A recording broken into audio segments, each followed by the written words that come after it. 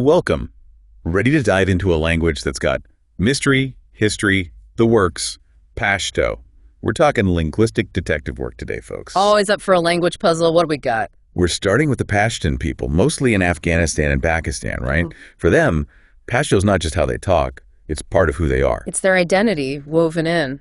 And the numbers, whoa, at least 40 million speakers. That's like everyone in California and Texas all chatting it up in Pashto. Now that's a party I want to see. But big picture, how's Pashto related to other languages? It's Indo-European, right? Yeah. But where does it fit in exactly? Family reunion time. Picture English way over there, your buddy. Now, across the room, Pashto. Your distant cousin from the Eastern Iranian side. So we're not talking like close siblings here. Nah, they share an ancestor way back. Pashto's got its own thing going on. Like you might catch a word or two from your distant cousin, but with a totally different vibe. Their own secret language handshake. Yeah. But things get interesting with Pashto and power, especially in Afghanistan. Oh, it's a trip. Pashto, spoken by tons of Afghan rulers, but Persian, that was the fancy court language. Like, your language is good enough for the king, but the other one gets all the poetry and official stuff. Talk about a language rivalry. Right. But then, 20th century rolls around, Afghanistan's fighting for independence from the British Empire, and Pashto, it becomes this symbol of the nation.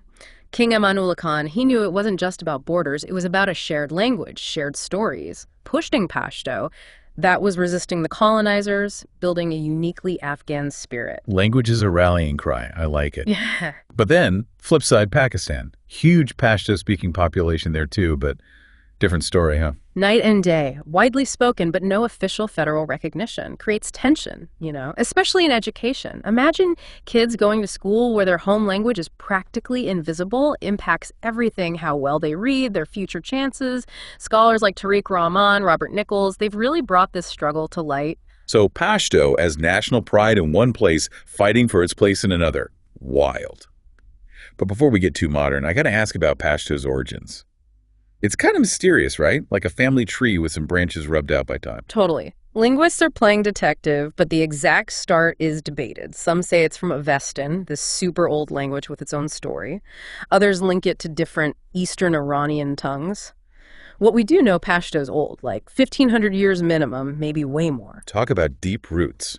And get this, some think the oldest written Pashto could be from the 8th century AD. That's older than a lot of European languages we know. True, but that manuscript, the Pada Khazana, it's got scholars going back and forth. Some say it's like the holy grail of early Pashto writing. Others aren't so sure. It's a linguistic puzzle that's been driving people nuts for ages. Now that's a cliffhanger. So we've got ancient rotes, power struggles, scholarly brawls. Okay, that's just the intro, right? What I want to know is, how was Pashto used when things got really intense? Because this wasn't just about words on a page, was it? Not a chance. Pashto poetry, that became a weapon, a shield, a way to resist and hold on to their culture when everything was changing. Okay, now you've got my attention. Tell me more about this power of Pashto poetry. All right. Picture 17th century Afghanistan. 17th century Afghanistan. Picture it. Pashtun influence. It's fading under the Mughals. Uncertainties in the air, That's when our guy Kushal Khan Khattak steps up. Kushal Khan Khattak, yeah. He's a Pashto poetry royalty, right? The whole package. But he wasn't just writing pretty words. This was the soul of his people poured out. His poetry. It became this call for the Pashtuns to unite, to resist disappearing into some other culture. Fighting back with words. Powerful stuff. No kidding. And he wasn't alone. Pir Bayezid, he used Pashto to spread his teachings, get the Pashtun people moving. Reminds you, language isn't just sitting there in a dictionary. It's alive, changing with history, with what people need it to do. Like a tool you can pick up and use. Exactly. But we've been all about the story so far. What about Pashto itself, the nuts and bolts? If I heard it, would anything sound familiar? Yeah, good point. Give us the Pashto 101. Okay, ready for this.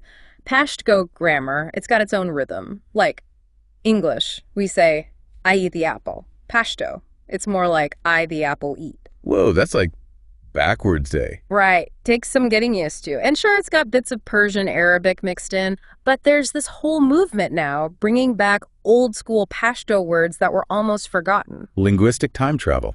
I dig it. Exactly. It's about owning their language again, showing off how deep it goes. Speaking of deep, you mentioned Pashto has dialects. It's not all the same sound everywhere, is it? Nope. Imagine that family tree again.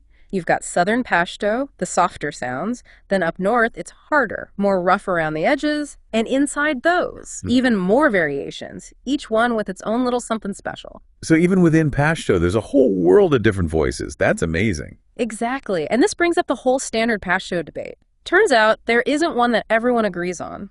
Wait, seriously? So who gets to decide what's right? $1 million question.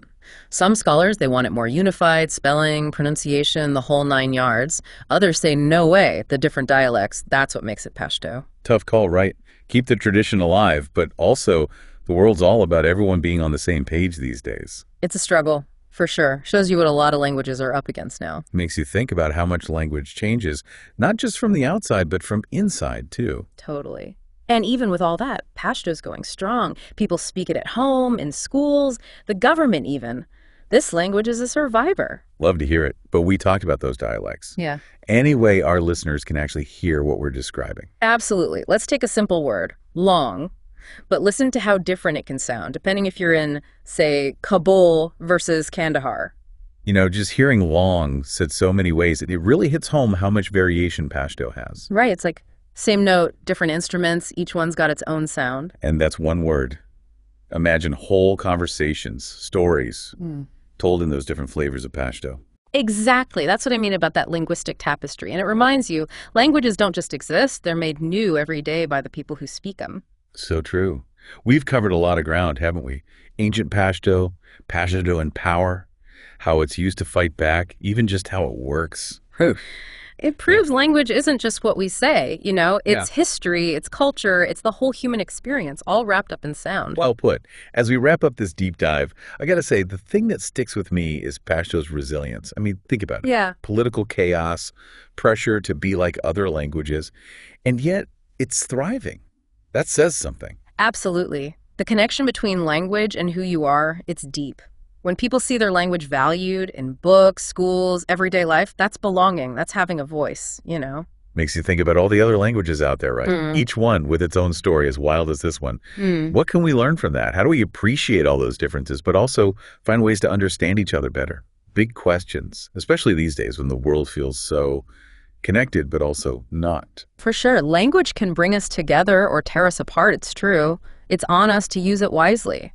The more we get those little differences, the cultures behind the words, that's how we build those bridges, I think. Beautifully said. So to everyone listening, next time you're talking, really think about it. How's your language made you who you are? What other ways of speaking are out there just waiting for you to discover them? And how can we all do our part to keep this amazing diversity of language alive? Something to ponder. Thanks for joining us on this deep dive, everyone. Until next time.